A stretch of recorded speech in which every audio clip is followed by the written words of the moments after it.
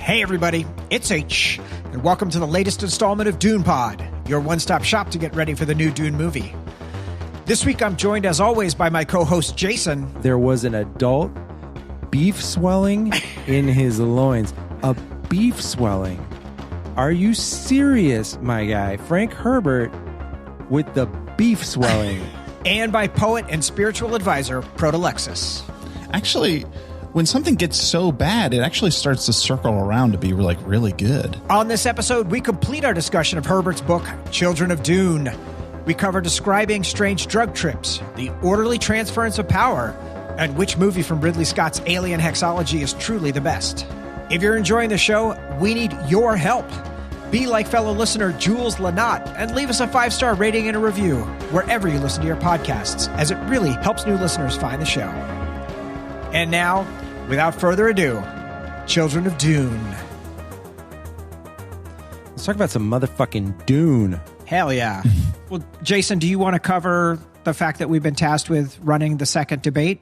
Yes, very exciting news. The Commission on Presidential Debates, having seen how poorly their attempts in the first one went, have asked Dune Pod to administer the Gom Jabbar to the presidential candidates for the remaining debates, which they believe is the only way to keep things on the rails. That's one piece of presidential debate news, which is pretty wild.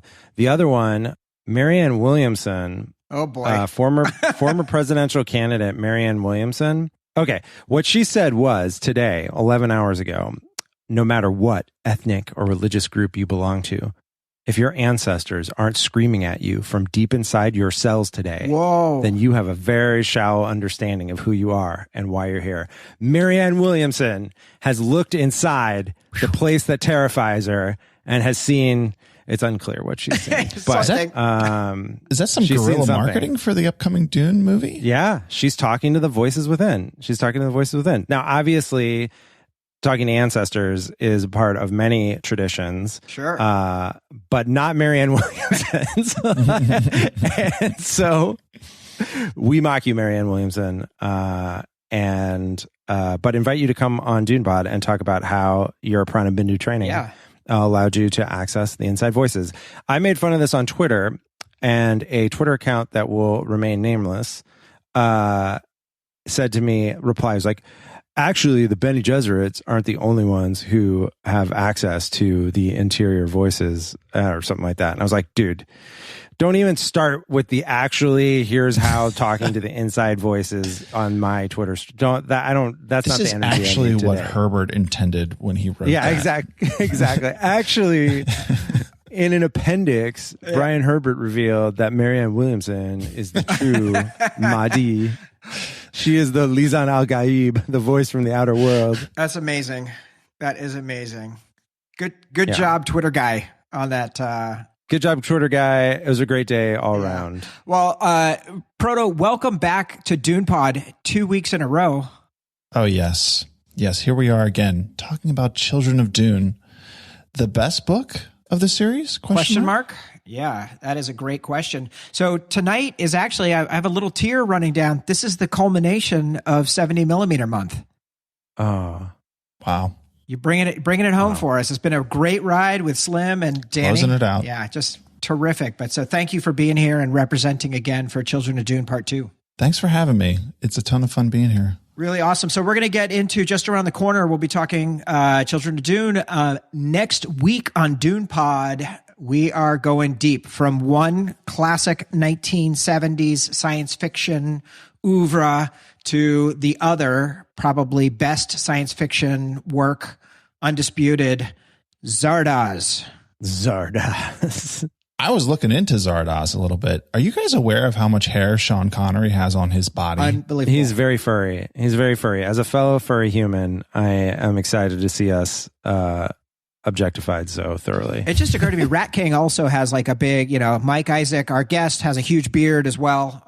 He's also a furry human, I would suspect. Yeah, that sounds right. So we are very excited for that. We'll have a big discussion about male body hair next week. It's going to be great. Tune in. One, you won't want to miss it. So I haven't actually seen Zardoz in 15 years. I've seen it once, and it's going to be intense. I will just say we're watching it because Charlotte Rampling, who was featured in the trailer, she is the Reverend Helen Gaius Mohanam.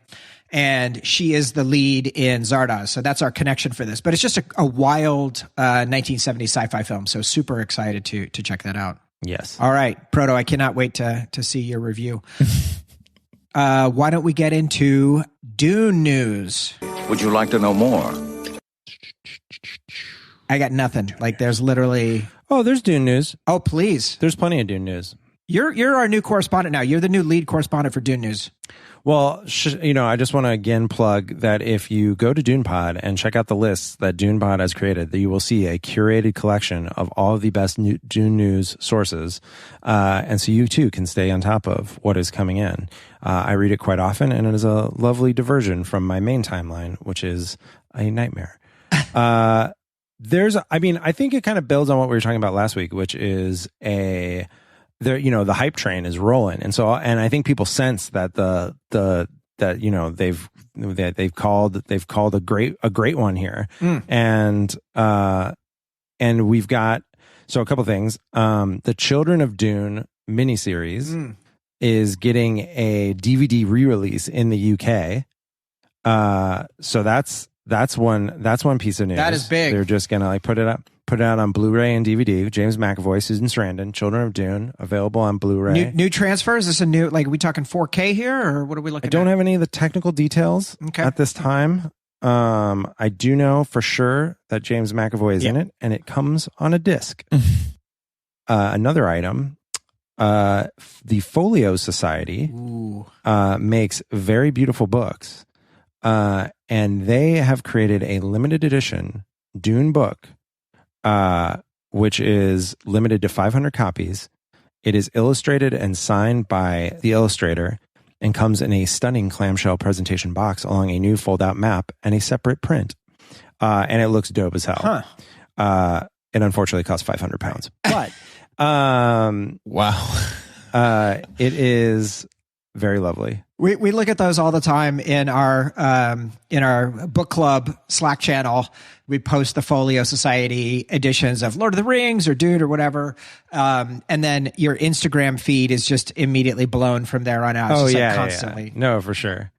Those Instagram ads are some of the most effective advertising in the world on me. They get me all the time. I'm like, yes, I do need the Taschen book on tarot. Thank you for sending that to me. I recommend it. It's pretty good.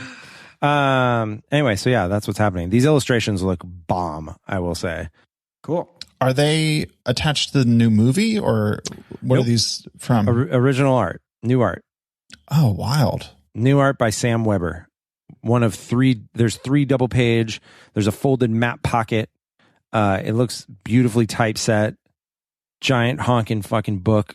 In a clamshell box. It looks like a box you might keep like a beautiful samurai robe in or something like that. It is a real fetish object for sure. Red. I'm sure this has a technical name in the bookbinding world, but when like the outside of the pages are red, like the not the spine, but like the tops of the pages. It's classy. Like blood gilded. That's what I'm going to call it. Blood gilded. That's something I've kind of craved for with each book that I've read is a new map of Dune, because the first book, I think both times I read it, each copy had a map of Dune, but then afterwards it's gone, and the cities changed, the landscape is dramatic. So having the layout of Dune would be so cool. Through each book. I don't know if that's possible or if some version of that exists. Even just the concept that Arrakeen was not the capital of Dune. That was not the Harkonnen capital.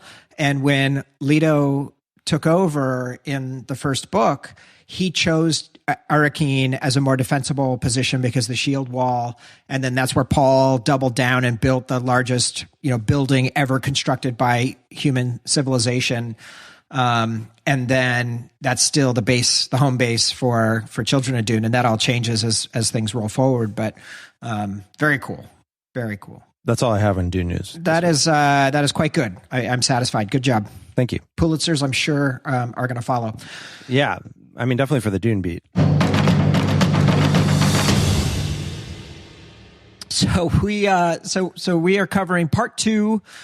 Last week we talked through the beginning and the fact that there is a real factionalization that's happened from people who used to be family members, friends, allies, all aligned, and that with Aaliyah as the regent, ruling in the stead of Leto II and Ghani, who are 9-year-old twins, she has succumbed to abomination. And so she basically has become a threat to those children. And Jessica also has returned to Dune and is acting as an agent of the Bene Gesserit. Lastly, we had over on Seleucia Secunda, we had the Carino, the heirs of the emperor, the former emperor, who sent laser tigers to hunt down and murder the 2 twins. And when last we saw them, Leto was able to escape, killing both, and Ghani was in a form of hypnosis that allowed her to believe that Leto was dead. Yeah, I want to give a shout out to Twitter user Keith Frazier at Otaku Keith, who pointed out that the laser tigers would make for a killer Dune Tiger King tie-in, in which basically like Wincitia Carino is like the Carol Baskin of the Dune universe, and he uses tigers to kill her enemy / husband. Yeah, that tracks. Carol Baskin. That works. We can pepper it throughout the evening, but I do want to spend some time tonight talking about more of the applicability of Dune to our current 2020 circumstances. But I just want to read this quote to give some of the thoughts of the things that that Herbert was exploring. Governments, if they endure, always tend increasingly towards aristocratic forms. No government in history has been known to evade this pattern.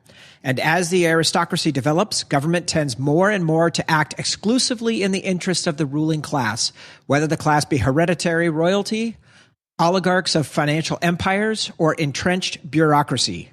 Politics as repeat phenomenon. Bene Gesserit training manual. Mm-hmm. Mm-hmm. It's good.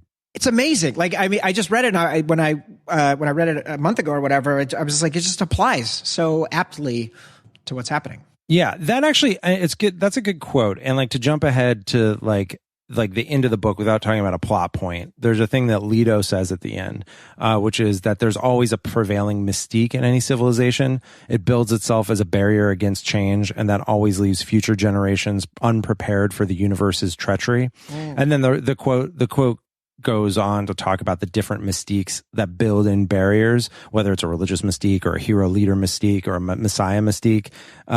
And I think like that, that idea is kind of like this, it goes hand in hand with the quote that you just read. And it's like, I think of anything, the thing that Herbert is most obsessed with, which is the systems that humans create to kind of cede control to some version of authority when faced with the unbounded universe. They feel the desire to create closed systems, and those closed systems tend towards chaos because they're false bubbles against the unboundedness of the true reality.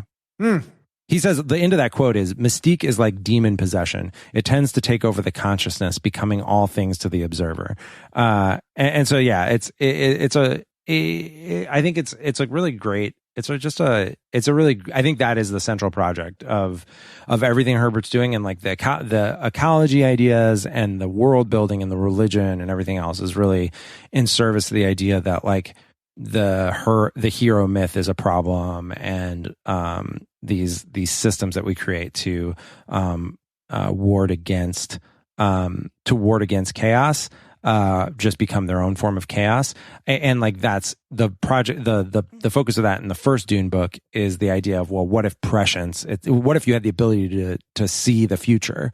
Like, that seems like a tremendous superpower. You'd be able to break outside of this pattern, but in fact it traps you in this terrible way. And that's where we meet Paul as the preacher in this book, is when he's been totally broken by that.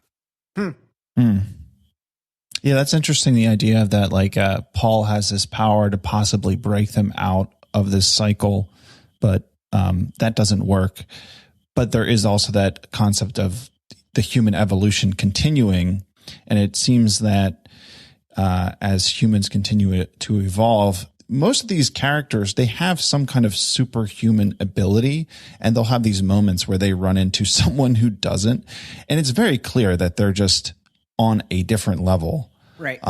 They have evolved where there's other people who are still, not there, and they can't hold a candle to what they're capable of. Mm-hmm. This really just shows like the depth of this series, I think, as a whole. I'm on book 5. I actually have like 30 pages left on book 5. And that's good stuff right there. Yeah. And as someone, End of Heretics is awesome. I haven't read any other really material about that other than like our conversations and your guys' insights into like what the books are about. I wouldn't have like come to like that understanding on my own as to what this series is about, I think, until like this book. But this is what, like, Herbert, at least for me in my reading, he doesn't address this directly. Like, he doesn't really lay it out. Even when he talks about the golden path, it's not very clear what that even means. No, totally not. Absolutely not. It really is like you have to get to close to the end last of this few pages of the book. Yeah, to really have a grasp. But he's addressing this through all the books. So it almost is like once you get to the end, it's like, okay, now it's time to start over and read it with like fresh eyes. I mean, importantly, Herbert wrote parts of Messiah and Children of Dune before he published Dune. So like I don't know how, and this is an interesting question. I'm excited for when we have Tim O'Reilly on to talk about is how much he thought is mapped out. But like he had parts of it mapped out, and there's allusions to the Golden Path from a fairly early time. But like even when Leto is in the worm trance, like for just fucking ever in this book, like mapping out what, really revealing what the golden path is or discovering the vision, building the vision of the golden path, it's fairly abstract. I mean, he's basically doing mushrooms in the desert for like 200 pages. And then like at the end, he comes back and says, yeah, by the way, I've got a pharaoh inside me. That's what's really going on. I'm going to live for 4,000 years and I'm a pharaoh now. Peace. Yeah. All right. Well, let's, spoilers. There you go. I'm a pharaoh now. Yeah. I didn't see that. I literally didn't see it coming, even though I reread it. I'm a pharaoh now and I'm going to marry my sister, but you can fuck her. It's fine. That shit was crazy. All right. So back to Ferritin and Jessica, training. I love all of this. We talked about last week, Ferritin being the new Paul, and just even the training of hold your hands out and then see them get young and see them get old again as the beginning stages of Prana Bindu, I thought were really, really awesome. It's also revealed that the Bene Gesserit's plan is to marry Ghani and Ferritin so that they can get those bloodlines together.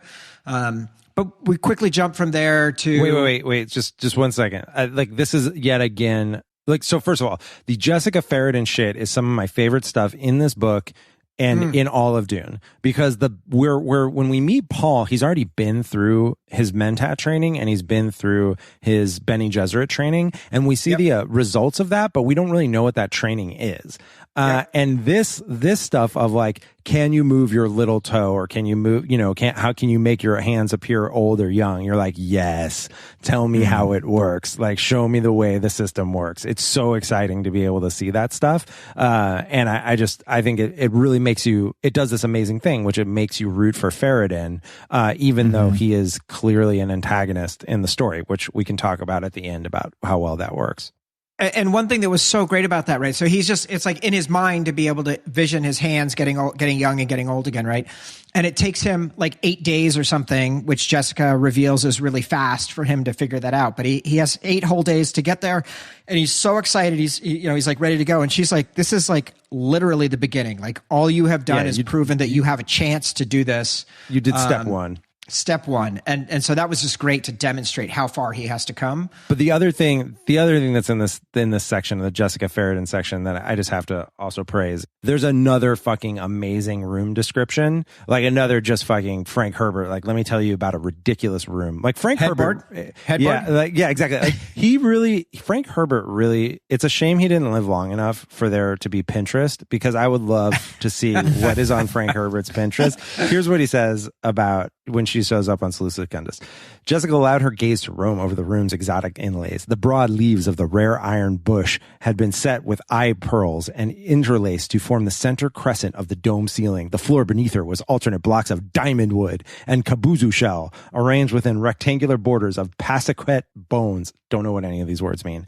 These had been set end on laser end and polished. Selected hard materials decorated the walls in stress-woven patterns, which outlined the 4 positions of the lion symbol claimed by descendants of the late Shaddam IV. The lions were executed in wild gold. I don't know what wild gold is. And then it goes on to describe Ferran's outfit, which is also fucking awesome. Like, everything in this is just, you get just so much amazing, just juicy detail. It's just delightful.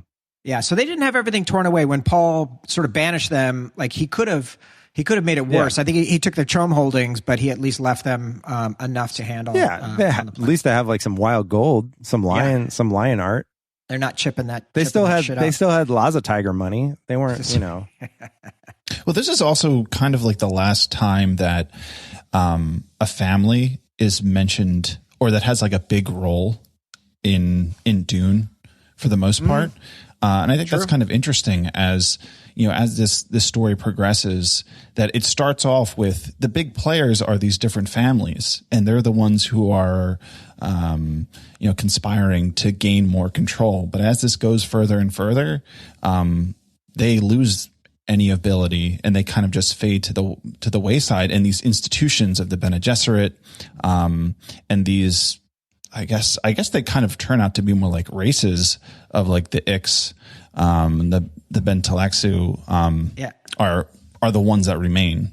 Yeah, and the descendants of Leto's breeding program. Mm-hmm. Right, you got it's basically down to just him and what the program he's running.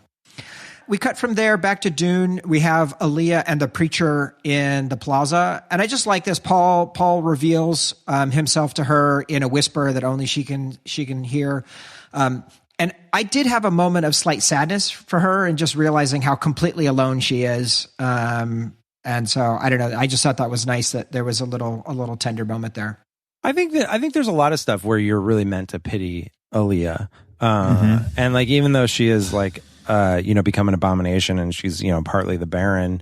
Like, she is, it's a sad fate. Like, she didn't choose any of this. Like, she was born into this life. And I love the confrontation between Aaliyah and Paul. And I like, and again, you get a clue here in the things that Paul says about, why his attempt to create a system of control, like to use prescience, ended up becoming a problem. He says, answer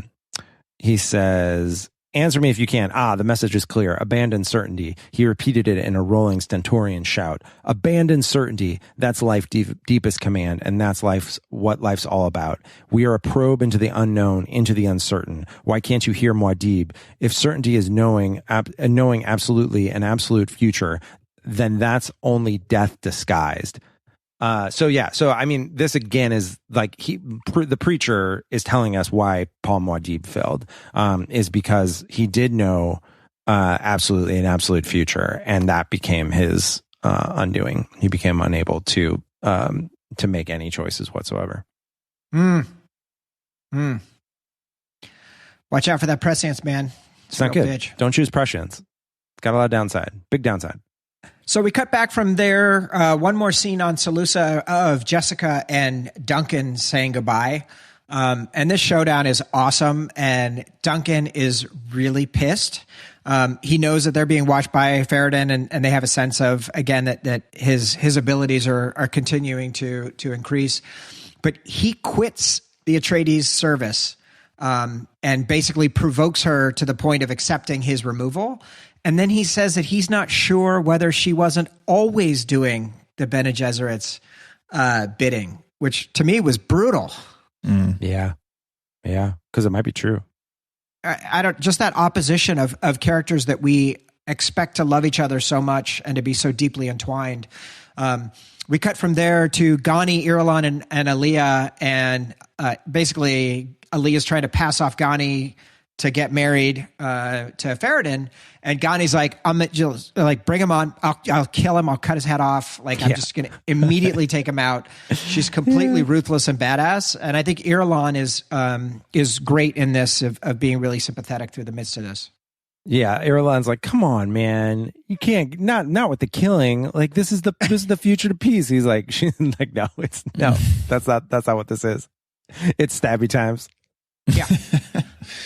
I think we didn't hit it here, but it is specifically called out that when Sissia ordered the Laser Tiger attack without telling Farad'n, he was not involved. He didn't know. He didn't approve it. He was really pissed off when he found out about it. Yeah, he banished her when he found out about it. Oh yeah, that's right. Yeah.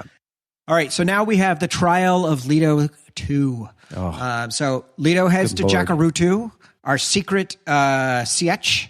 And then he's captured by Gurney and Namri, an old Fremen, who's going to judge him as this human Gom Jabbar.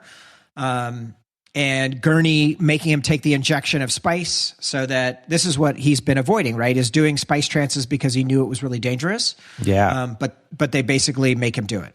And Gurney has one of the great lines in all of Dune. You're about to take the worm trip, lad. I just love that. You're about to take the worm trip. That's amazing. Don't want to. And it's Namri, right? Is that what you said? Yeah. Yeah. Mm-hmm. Man, he's like a throwback to the old Fremen. Mm-hmm. He is so cool in this. Like, he's just ready. He is so ready just to kill people. Like, he wants to kill him so bad just because he's bloodthirsty. It's just like, you think like at any moment he's going to strike him dead. I just love that character and the way he's framed. It's like, yes, this is a Fremen from the first book. It's so cool. Yeah. Yeah, and the whole thing of like him doing the questioning and Leto has to answer the questions perfectly, or else, he will be killed if he doesn't give the right answer. Yeah, it's like some weird. It's like riddles in the dark, but like with stabby times. So I have this quote here that I want to read at least part of, and then we can see what we can do here. This is as he is tripping, and so for Paul it says, he saw the structures of imperial society reflected in physical structures of its planets and their communities, like a gigantic unfolding within him. He saw this revelation for what it must be, a window into the society's invisible parts. Seeing this, Leto realized that every system had such a window, even the system of himself and his universe. He began peering into windows, a cosmic voyeur. This was what his grandmother and the sisterhood sought. He knew it. His awareness flowed on a new, higher level. He felt the past carried in his cells, in his memories, in the archetypes which haunted his assumptions, in the myths which hemmed him in his language and their prehistoric detritus. Yeah, I'm not sure. I will say, I think he overwrites this part of the book. I'm not sure which pages the part that you quoted, the protozoan part, comes from, like what part of the vision, but it goes on for a long time, man. Like he's like in worm space, and like he's like on this trip for a lot of pages of this book, and I just don't feel that I was getting anything. I got it. I really get it. He's having like a disassociative like drug experience, and like is tapping into the inner memories and blah, blah. But like, as we already said, like it doesn't actually, it's very abstract. It doesn't actually tell you what's happening, like from a plot perspective. And like thematically, I think it's a little abstract. Like it's just not very, it's not very much about the thing. And like, I appreciate trying to describe a dissociative episode as under the influence of drugs, and like what revelations might be revealed because of that. Like that's fine, something to attempt for sure. But like, I don't know if I needed 200 pages of it. It really goes on for a while.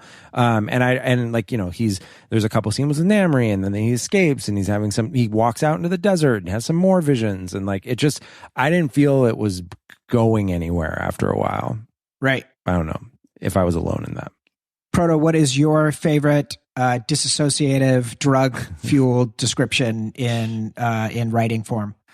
Oh, in writing form, just period? Yeah. Is there a book that you think really, really captures, obviously Fear and Loathing is kind of like the classic. Yeah. That was like what I was going to go with. That's like the first thing that comes to mind. Sure.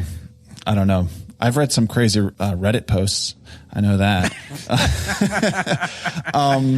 About this, I would say that I can't remember how long this is, but I agree with Jason. I feel like it is very abstract and you're not really sure. It's like, this is really cool, the writing, but I'm not sure entirely what's going on. But I can see in Herbert's big brain as he's planning this story, this was probably like a story point where he's like, oh man, book 3, when Leto becomes a god, because that's really what this feels like. This is like the birth of, the God Emperor right here, right? Like this is where he's seeing it for the first time. And this is really, it's the third book. It's near the end of the third book. And this is the crux maybe of the arc where it's like, all right, the birth of a god, and he's going to shoot off this story in a different direction. So here's Herbert's big moment to just drop a bomb that he's been waiting to write. So I can see as like a storyteller, this is one of his big moments, but I agree, that it did, it doesn't give you, it doesn't give you a lot of concrete detail. Yeah. You do get another really fucking weird Herbert sex scene, which every time Herbert writes about sex, it's just fucking awful. He's describing this. The sounds of sex, rhythm laced in every sensory impression, lips, breathing, moist breaths, tongues. Somewhere in his vision, there were helix shapes, coal-colored, and he felt the beat of those shapes as they turned within him. A voice pleaded in his skull, please, please, please. There was an adult beef swelling in his loins, and he felt his mouth open, clinging to the girder shape of ecstasy, then a sigh, a lingering ground swelling sweetness, a collapse. This is the worst description of a wet dream I have ever come across in my life. There was an adult beef swelling in his loins. A beef swelling. Are you serious, my guy? Frank Herbert with the beef swelling is just too much. It's actually too much. When something gets so bad, it actually starts to circle around to be like really good. Yeah, exactly. The only searches for beefs, I just did a search for beef swelling, and the first result is this line from Children of Doom is absolutely the worst text. I am pretty sure the phrase beef swelling has never appeared in anywhere in the English language except for in this passage, just to fucking haunt me. Jesus. I did not see this coming. I will tell you that. I did not have beef swelling marked in my notes. So yeah. Thank you for sharing. So I will end with one final quote from Leto here. As Paul is tapping on his consciousness from inside, Leto answered, "No, we will give them complexities to occupy their minds. There are many modes of flight from danger. How will they know I'm dangerous unless they experience me for thousands of years? Yes, Father within will give them question marks." Oh yeah. Yeah. So that's a pointer for that part of the trip. We cut back and forth to Jessica and Ferridan, and we have basically Ferridan's graduation ceremony. And she's like, he is no longer Carino, he is now Bene Gesserit. So that was amazing that she's able to just get in there and put herself in position. Oh yeah. Okay. And then hundreds of pages through, we cut back. Leto has his breakthrough.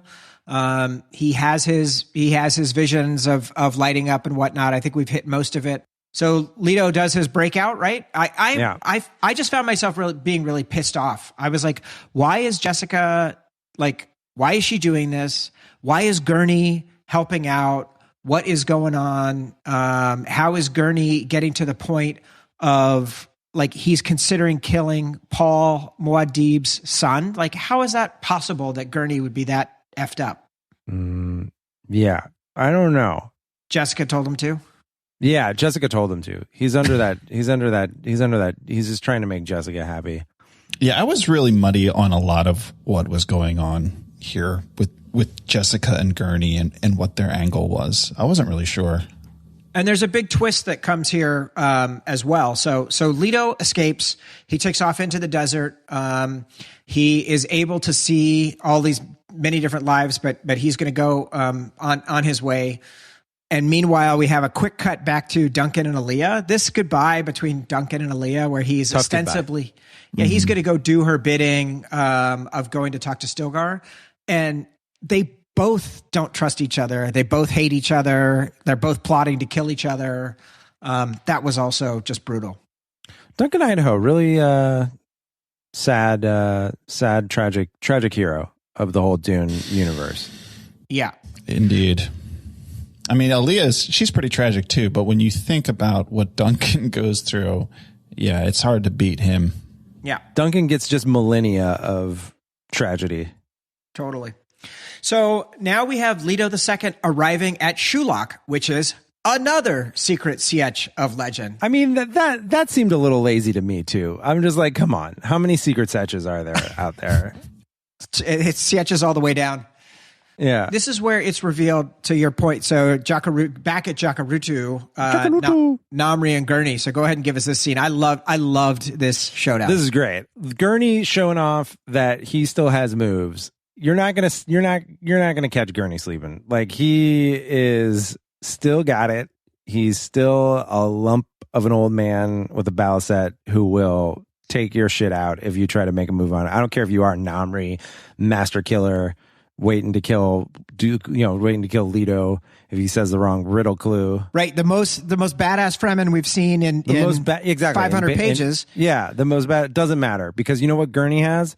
Gurney has a secret sleeve. He has a secret sleeve, and you can't fuck with a secret sleeve. You cannot. The secret sleeve is unbeatable. There's no counter for the secret sleeve.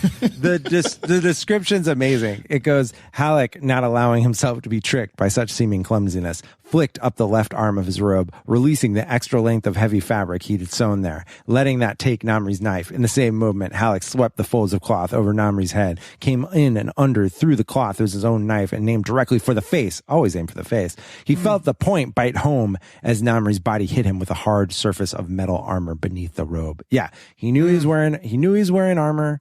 He knew he wasn't wearing armor on his face. And even if he was wearing armor on his face, secret sleeve. Nice.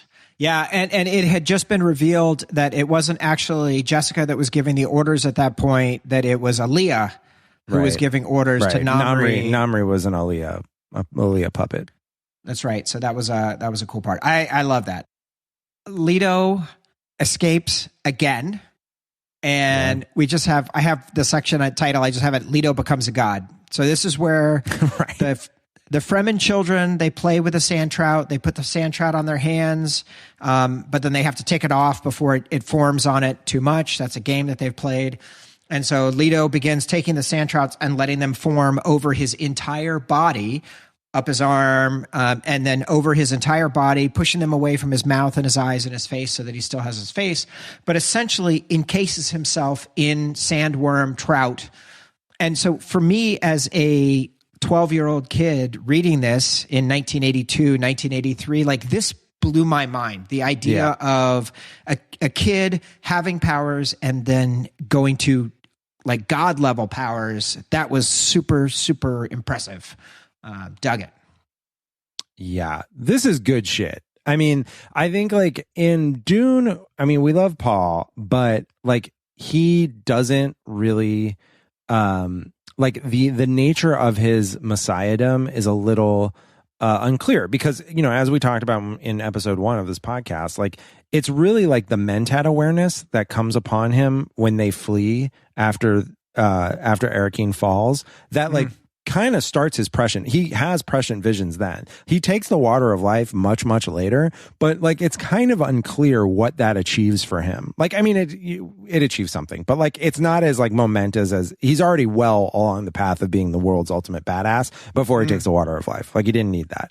Here, like, and also it was like very clear where Paul's, like, it was very clear from basically the opening scene tells you that Paul has prescient visions, like that the nature of his superpower is very explicit in the whole book, and where you're going is kind of well signposted. This is not well signposted. Like, this is a real surprise. Like, the idea that like Leto is going to become like a worm, and from that develop superpowers is a real shocker and is dope. And like is also like a real physical superpower. Like, he really becomes like a super being. It's not like just like, oh, he's like trapped by the waves of eternity or whatever. He's like, no. He's gonna fucking rip a door off the wall and hit you with it. Like, he is a badass now. So I agree. I was excited about this, and it's a cool idea. I mean, like, it's not just like he, gets like injected with super soldier serum or something like that. Like, it's very ecology. Consistent with like, it's very consistent with the whole universe that Herbert has built on Arrakis up to this point. Yeah, and that's a great reveal of how the sand trout work, and that this is a part of the planet. This twist is amazing. I knew something was going to happen. Having known that the next book is called God Emperor, I'm like, okay, so something's going to happen. But I didn't know this was going to happen. And it's the coolest thing, because he becomes, like Jason said, he becomes a super being in the coolest way, because we have these sandworms that are this creature on this planet that are, at the center of this story. They create the melange, and now he's bonded with one. What? Amazing. Yeah. And all the descriptions of it are really great. Like, as it goes on, like the cilia of the sand trout have like penetrated all his organs and are redoing his organs. And like, I'm like, fuck yeah, man. Like, he's like really, it's really happening to him. Like it really brings up some deep questions. Again, it's the cost too, right? Like that's the thing. Like, his willingness to say like, I will sacrifice my humanity. I will evolve. Because that's what we need to do in order to drive things forward. The unexpected. So Leto goes straight from there. He can now run really fast, and he can basically move through the sand at speed. He has super strength. So he immediately tracks down the preacher in the desert. And he is going to have his showdown versus the preacher, and they're going to figure out what happens. So first of all, you have Tariq, who has been guiding the preacher around, the Fremen. Fuck you, Tariq. And he comes up to try and kill both of them, and I love it. Leto just like jumps up and gives him like a super kick and breaks his neck. Yeah. I love that. You picked the wrong father-son duo to take on. Like, honestly, like, not a great mission. You're going to take on fucking the Kwisatz Haderach and the God Emperor. Good luck. Yeah, dummy. So you have Paul and Leto basically debating what to do. And Paul says the golden path is not any better than what he saw. And Leto says, your jihad would be a summer picnic on Caladan by comparison. Yeah. Yeah. So that's kind of intense. Like, he's basically ready to, he's ready to go. I will say, for me, I have a note here that says the heart of the series, do Paul and Leto II's ends justify the means? After a long silence, Paul said, the end adjusts the path behind it. Just once I failed to fight for my principles. Just once. Yeah. I accepted the modinate. I did it for Chani, but it made me a bad leader. Leto found he couldn't answer this. The memory of that decision was there within him. I cannot lie to you any more than I could lie to myself, Paul said. I know this. Every man should have such an auditor. I will only ask this one thing. Is the typhoon struggle necessary? It's that, or humans will be extinguished. Mm-hmm. Paul heard the truth in Leto's words, spoke in a low voice which acknowledged the greater breadth of his son's vision. I did not see that among the choices. Yeah. So basically, Leto is like, I got to do this. We got to do the golden path. It's going to be fucking terrible, but the alternative is extinction. There's another line that he gives that I think is, again, the central theme that we were talking about up top of like what's going on, what Herbert's central project is throughout Dune. He quotes the Zen Sunni Long Koan, which is just great that such a thing exists. And he says, in the one act of predicting an accurate future, Paul Muad'Dib introduced an element of development and growth into the very prescience through which he saw human existence. By this, he brought uncertainty unto himself. Seeking the absolute of orderly prediction, he amplified disorder, distorted prediction. This is, again, the central, this is the central kind of chaos theory idea that's like at work in Herbert's thinking, which is that the universe is, not a closed system, but humans by nature want to create closed systems, whether that's, these mystiques of like leadership, these mystiques of religion. They want to create these closed systems in order to make sense of an unbounded system. But by doing so, and by giving, even if the system is as great a superpower as prescience, the ability to see the future, it will bring disorder and ruin onto you. So this is like this scene in the desert, which is just so important in all of Dune. It's really the climax of the entire opening trilogy, because it's when Paul agrees that Leto's vision will surpass him. And after this, Paul is just like, well, whatever you say we're going to do is what we're going to do, because I can't see shit. And it both explains where Paul failed and sets the context for why Leto has to do what he's going to do instead, which we'll get to in just a little bit. But I love that quote. I thought it was interesting. You talked, Proto, last week about liking the idea of the preacher coming after Paul in an inversion of John the Baptist. And I almost think about it, you have the Messiah, and then you have the preacher. That's the inversion. But then the twist on it is actually, no, he is the John the Baptist, because the real Messiah is actually Leto. And he's going to be a level of Messiah that is, instead of 12 years of rule and his jihad, you're going to have 3,500 years of rule and the typhoon storm. On this note, though, that I really like this. I was thinking about this because of our discussion last week about the idea of the preacher being the John the Baptist. Yeah, that he is like, both the Messiah and the John the Baptist. In the preacher's final preaching, right before he's killed by the crowd, he says, water has fallen from the sky in the belt of Dune. Oh, my friends, God has commanded me, make straight in the desert a highway for our Lord, for I am the voice that cometh to thee from the wilderness, which is about as explicit, I think, as you get. Yeah. To the point that Proto's making. Yeah, that's like New American version of a line from John the Baptist. Right. So we cut from Paul having given in in this battle in the desert to Leto, and then supporting him in the struggle. We cut over to Duncan versus Stilgar to the death. This scene is amazing. So Stilgar has made a commitment to Aaliyah that he's going to be neutral, and he is like absolutely incapable of understanding what's going on, taking it seriously, and being willing to shake his commitment. And so Duncan, the string of insults that he issues at Stilgar. Yeah. You have no immortality, Stilgar. Yeah. None of your descendants carry your blood, and you are a servant. You wear a collar. The three deadly insults of Fremenology. Amazing shit. My goal is to use all three deadly insults on someone. Although because of the pandemic, I could really only use them on my 21-month-old son, which seems not chill. Not great. So then Stilgar jumps forward and buries his dagger in Duncan's heart. How do you like that, Duncan? Yeah. And Duncan says, 2 deaths for the Atreides. The second, no better reason than the first.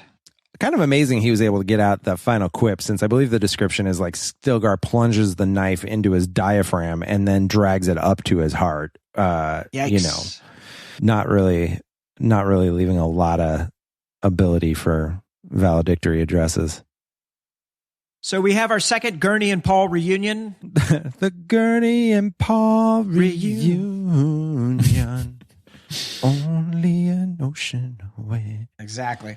So they head back to Arrakeen. You have Stilgar and Irulan have been tracked by Aaliyah, and they're thrown in the desert. So Leto heads to Arrakeen even as Farad'n is arriving. So this is like a total callback echo to the finale of Dune, right? Mm-hmm. So you already covered, I think, really well the notion of the death of the preacher, Paul going out, being stabbed by one of Aaliyah's priests, right? Yeah. That's right. Yeah, being stabbed in the street in the mob because he basically says Aaliyah sucks, and then a mob riot breaks out. And one of the priests stabs him. You raise an interesting point though when you say this is like it is a mirror image of the end of the first book. And I think it's superior in many ways. We talked about sort of the issues with the end of the first book in the first podcast, but one of the things it brings to mind is it kind of shows how much the universe has shrunk in this book, in the sense that like there's no guild navigators who are trying to plead their case and be like, you can't do that. There's no Landsrad. There's no Ixians. There's no Landsrad. Yeah, the Ixian. There's no face dancers. There's no one else except for literally Farad'n and a bunch of Atreides. Like no one else matters in this universe. At this point, it's really shrunk to like a very small group of people, which is kind of weird. This is 9 years after Paul was like, give them a constitution if they want it. Doesn't matter. Yeah. Like it can say whatever they want. Like we're running shit and none of that stuff matters anymore. Yeah. Yeah. I guess it worked. I don't know. I kind of want to know. I would love to see like sort of just like a comic book or, I guess the fan fiction or something of like what's going on with like, Brian and Kevin's 10 books. Yeah. No. Like, what's going on with like House, Williamson or whatever, like House Williamson out on like, Planet Buster, who are just like, had like a decent thing, they had a barony on some planet. They were doing okay under Shaddam IV. Like, things became a little more tight once Paul took over, but they had the spice reserve, so they weren't too worried. And now they're just like, what the fuck is going on over there on Arrakis? Like she threw herself out a window? Just like, I don't know. I just don't know what else is going on. What's the land? Is the Landsrad still having like, quarterly board meetings? Like, are they reviewing their like, their EBITDAs about how it's going? Like, where's the oversight, people? No clue. So we have in the throne room watching that death of Paul, you have Aaliyah, Farad'n, Jessica, and Jessica's like, she buries her face in Farad'n's chest for console there. And then the doors are blown off the hinges. Yeah. And so this is awesome. Oh my God. Kicking the door, waving the 4-4. Yeah, so the doors explode open. Behold me, family, Leto said. Behold me, family. Hello. I am Ari, the lion of the Atreides. And here, again, he shook Ganima's arm with that powerful ease which set her whole body jerking. Here is Are, the Atreides lioness. We come to set you onto Secher Nebu, the golden path. Nebu. Yes. And so Secher Nebu is the trigger that reawakens Ghani to the fact that Leto is alive, which is awesome. And then Leto turns to her and says, wait for me here, sister. I have a disagreeable task. Yeah, I also had highlighted that line as a all-timer in Dune. Yeah. I have to whoop my aunt's ass. Yeah, so we have Aaliyah the knife, and she's like ready to fight. And Leto literally just walks in and he picks her up and he begins swirling her around in the air like a toy. Yeah. And then basically sets her down, and they offer her the right, like, hey, if you want, you can do a trial of possession. And she just starts spewing the voices of all of her demons inside her. And Leto shatters the window. And then Aaliyah, exerting a measure of control, she just goes back for just a second to that innocent child of herself. And then she just walks as the Baron tries to sort of pull her back. With everything, she just walks and throws herself out the window, not even a scream as she fell. Yeah. Yeah. Good shit. It's really good. It's really good. I like that he almost kills her. I like that the way in which he takes her out is like through centripetal force. It's like, I'm gonna whirly gig you into submission. Great shit. Another good observation from Keith Frazier at Otaku Keith is that this storyline of the Baron taking over Aaliyah, his granddaughter, from coming back from the dead to seek his vengeance is really like the version of Emperor Palpatine coming back in episode 9, right. But done in the, to try to merge with his granddaughter. But but done in a way that wasn't totally ridiculous and terrible, which is saying something because this version is pretty ridiculous. Proto, any response? That's probably the worst thing that could have happened to Aaliyah is getting advice from the Baron, because he's not that good of a tactician. Right. He kind of had some poor planning. So if she would have just maybe been on her own, she might have had a better chance. Yeah. Poor Aaliyah. She had a lot of former lives to choose from, and she had to choose the Baron. That was not so smart. So here, unlike the first Dune, we have an actual denouement, which is great. So Ghani and Ferrodin are talking. Ghani explains to him that Leto's going to live for 4,000 years, and that Ghani and Leto will marry, but Ghani and Ferrodin will have children. So basically, Ferrodin will become her consort.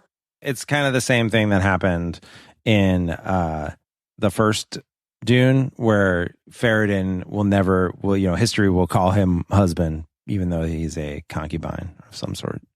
Right. And he takes his new name, Hark Aladar, which is really cool because through the book, a bunch of the chapter title introductions are by Hark Aladar, and you don't know who that is until it's revealed at the end that he is Ferrodin. So I really love that. Also, you have these great descriptions about how the battle is already spreading off planet. And there's a broader siege going across the empire, which is really great. Stilgar shows up. So like all of the Fremen are basically paying fealty. They're giving their gifts to Leto, and Stilgar is the last one and basically won't pay homage and says he's going to go back to the old ways. But I was bummed. Stilgar basically just blowing it. Yeah. Stilgar just kind of blowing it. I like this. I think you're right to say that it's nice to get like a proper denouement for once and like sort of see all the loose ends tied up. I think the situation with Hark Aladar is like one of the more interesting ones, because particularly the confrontation of like, I want your Sardaukar. And him explaining, and there's this line where he says, I will fight you the rest of my life. Like, I'm not down with this, but like, I'll be your scribe, and I'll do this shit. And like Paul and Leto's like, yeah, that's right. That's what I want. I want you to like, that you're going to be like, that's why I'm breeding you with my sister, is because I want like that. I want like in 4,000 years to like keep that like resistance spark, so that humans come out of this period of, sort of blissful, stasis with like a desire for explosive growth, which is weird but cool. It's all part of the plan. Yeah, so I mean, there's a lot that is going on here. We have Leto is sitting with the water essence of Paul Muad'Dib next to him, and oh yeah, that's cool too. Yeah, I'm gonna chill with my dad's water. And Stilgar's like, that's my water, and he's like, I don't think so.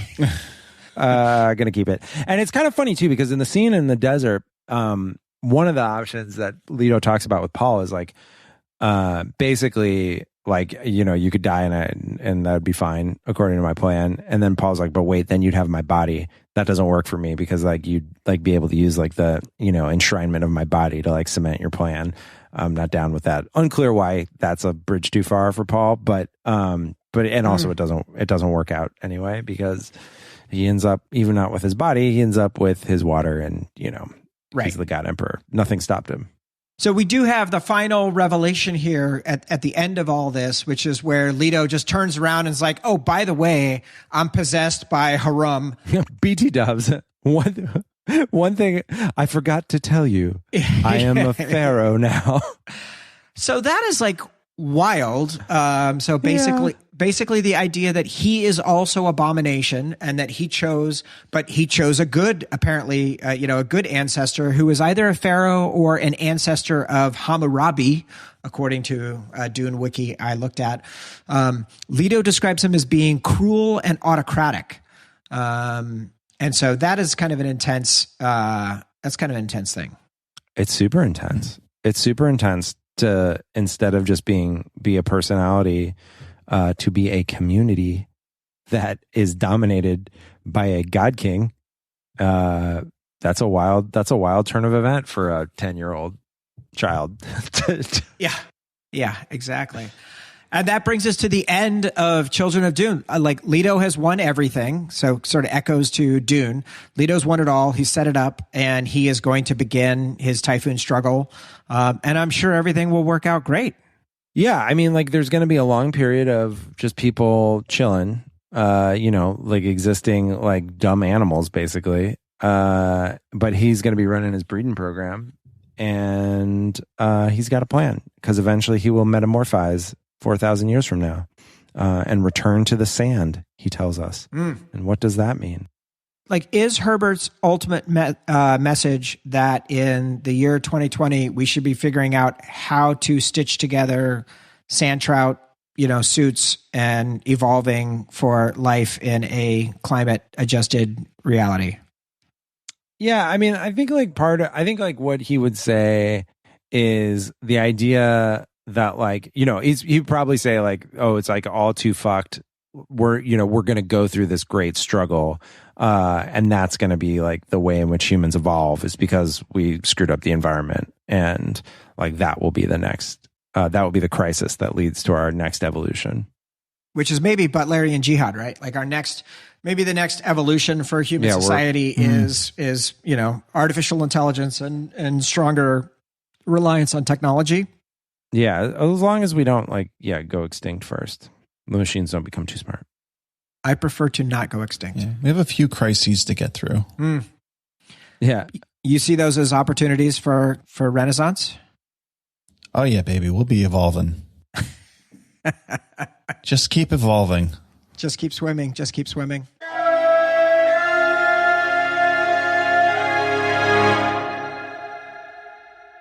Letters. Let's go. We got an email from April M. from Austin, Texas. Hi, Dune Pod. You were recommended to me by my friend Corey, and I've really been enjoying the pod. I'm a Dune book nerd and had come to terms with the idea that Dune was unfilmable. But after seeing the trailer, I'm starting to allow myself some hope and excitement for this movie. You guys are helping fuel my optimism for the movie, but it's also a super entertaining pod in its own right, and I've been inspired to check out the movies you've covered that I haven't seen before. The Rogue One episode was awesome, and I love the recap of the Empire's many OSHA violations and conference room scheduling conflicts. Thanks for the great pod. Seriously, please also start up a Star Wars podcast on the side. The Rogue One ep was hilarious. So, April, thank you so much for taking the time to write us at letters@dunepod.com. What do you think, Proto? Is it fertile ground or? Time is now. You have everything you need. You guys are already in the groove. You're doing Dune. You know how to cover this stuff. Just branch straight out. And you've got what? There's like 50 Star Wars books. So much ground to cover.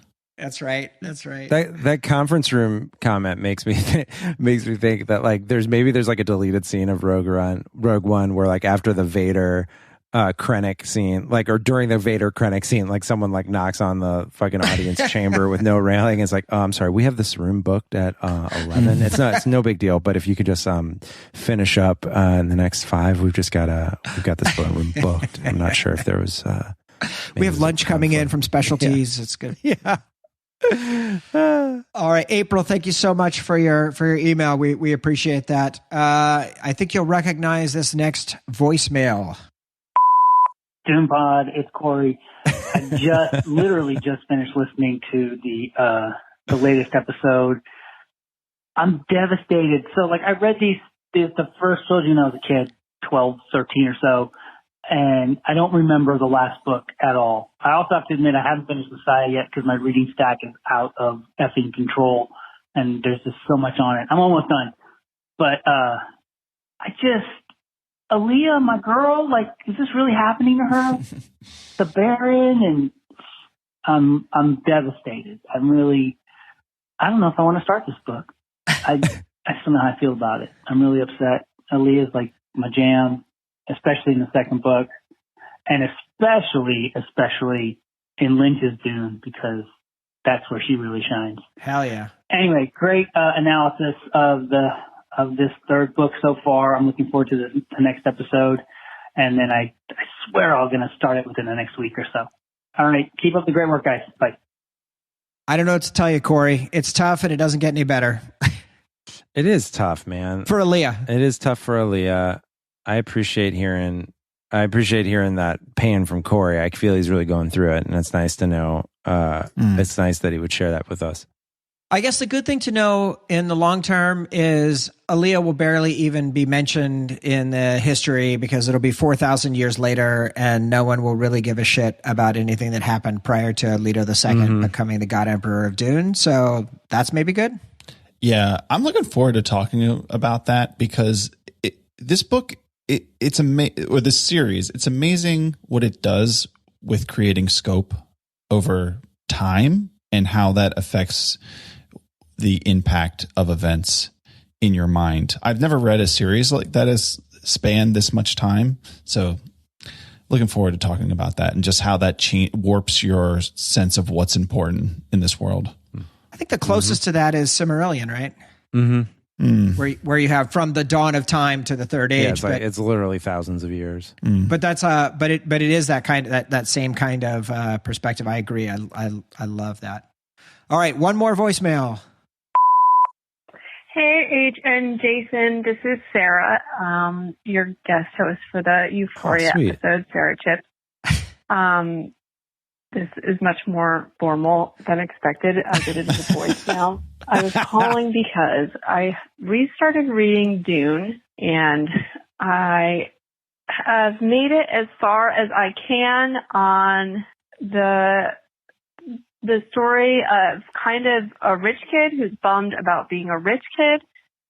I just wanted to know if it got a little better after the first chapter. I'm kind of stuck. Thanks.